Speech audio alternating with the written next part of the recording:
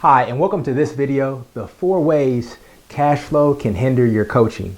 Now, everybody has to start from somewhere, and so I do want to make that clear that everybody's financial situation is not perfect. People don't have a lot of money, and some people are not where they want to be just yet. However, when it comes to coaching, because coaching is such a huge responsibility and so many people put their trust in us to coach them and get them results that can truly be transforming to their life, that's a lot of pressure. So sometimes we have negative head talk that comes to, make us feel like, we're not adequate to really get them results.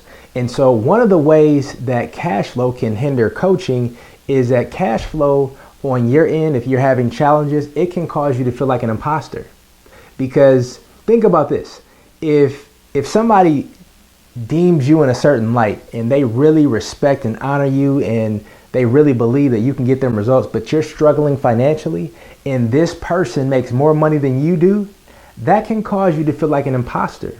And so even within, the scope of this video, it's so important to get your cash flow and your finances in order, especially when you're coaching other people. Now, I understand it takes time. Everybody's not where they want to be. However, when you at least have a plan together, you're on a path of getting your finances where you want them to be, or you at least have some type of order in your finances, it just helps you to be more focused and confident and conscious of what you're doing. Because when you're coaching somebody and you feel like an imposter, it's only a matter of time in your mind where you feel like they're going to figure me out.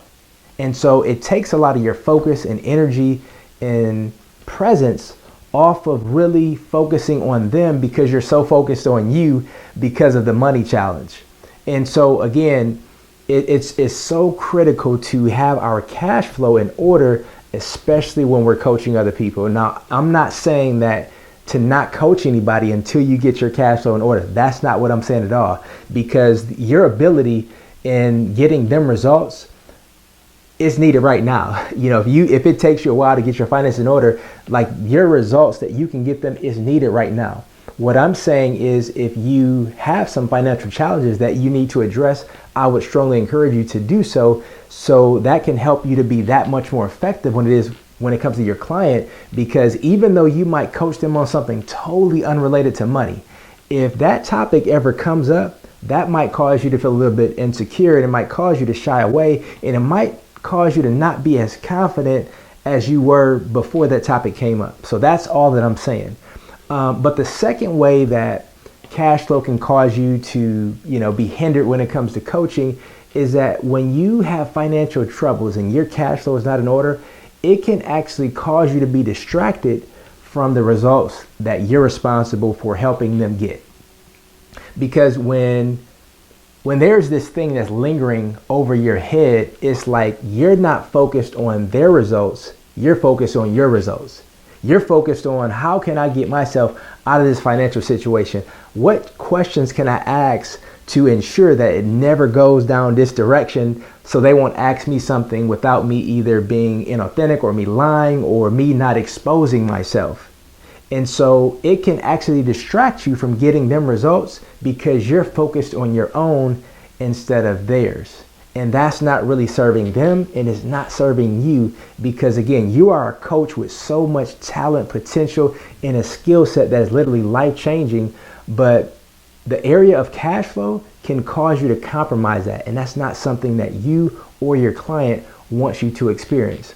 Now, the third way that cash flow can cause you to hinder your coaching is, let's face it, myself and others and so many other people, we've been in some tough financial challenges before and things like that.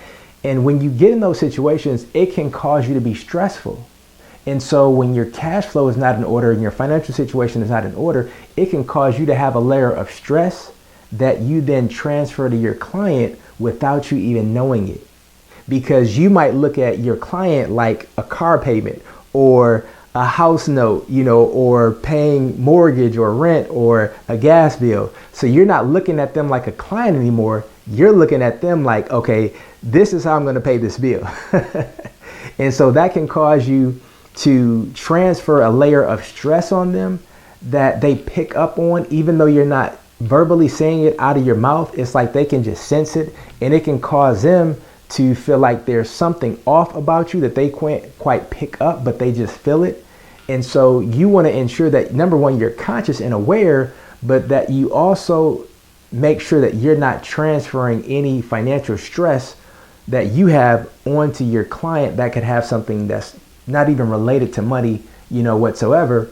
And the fourth thing is, a lot of times when people have financial challenges and struggles, or they have a lot of limiting beliefs around money, or they're in such a stressful financial situation where they're desperate and they just need money, and so as a result of that, they're not charging what they're really worth. They're charging what they feel like can help them get to just a safe space financially at that moment, if you will. But it's not really what they're worth, but it's what they need at the time. And sometimes what we need at the time and what we're worth is two different things. And so somebody can really be worth $500, but because they don't have anything, they're willing to settle for $100. And so what happens is, when we don't really have our financial situations in order, we typically don't charge as much as we should, because a lot of times and it's unfortunate, but the more you charge, the better results that your client gets, because they're voting their commitment with their money. And so when they don't have a lot of money on the line, they don't have a lot of commitment on the line either. And so what happens is, you do all of this work for your client because you didn't charge enough, and then you get to the end, or you get to the middle, or even you're even starting off, and you start to resent your client because you're investing so much of your time into getting them a result, and the amount of money that they're paying you is so far off from the amount that you actually need, that you're no longer motivated and inspired to truly work for them and go all out, because you're so far away from how much you need compared to how much they're paying you. And so it's very easy to not charge what you're worth, and you start resenting your client because you realize that you're doing so much more work than what you're actually getting paid for. So again, just to reiterate, those 4 areas that cause cash flow to hinder coaching is, number one, somebody can feel like an imposter because their financial situation is off, and this person that they're actually coaching might make more money than them, and they're fearful of the topic coming up. 2, it can actually distract a coach from really getting their client results, and that really doesn't serve the client or the coach within itself. And the third distraction, or if you will, in terms of how cash flow can hinder coaching, is it can really cause the coach to transfer their stress to the client.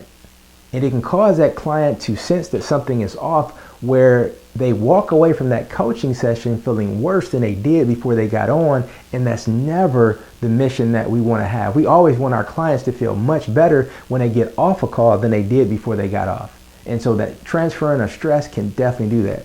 And the last and final thing that can cause cash flow to hinder coaching is, a coach can actually start to resent their client and the people that they're working with because they're not charging enough. And they realize that all of the work that I'm doing is not equivalent to what this person is paying me. And then the person might start taking you for granted because they're not as committed as they would be had you charged them more. So it gets into this vicious cycle of you resenting them because you didn't charge them enough, and they're not getting results because they didn't pay enough, and them not valuing what you're giving them because they didn't invest enough, and you actually resenting them for that as well. So I just want to caution you that if there's any financial challenges that you have that needs addressing, I would encourage you to address them so it can not hinder you from really being the coach that you were called, created, and designed to be, and hinder your confidence as well. Because it's like when you do something and you do it over and over again, you get better at it and you have a lot more confidence in it. But if there's one little thing that somebody can say or do or expose, it can jeopardize everything that you know and that you're very confident in, because you feel like it's only a matter of time before somebody exposes this thing that I'm fearing. So again, this is Chris Cannon, your encouragement coach, reminding you that the battle is not lost unless you accept defeat.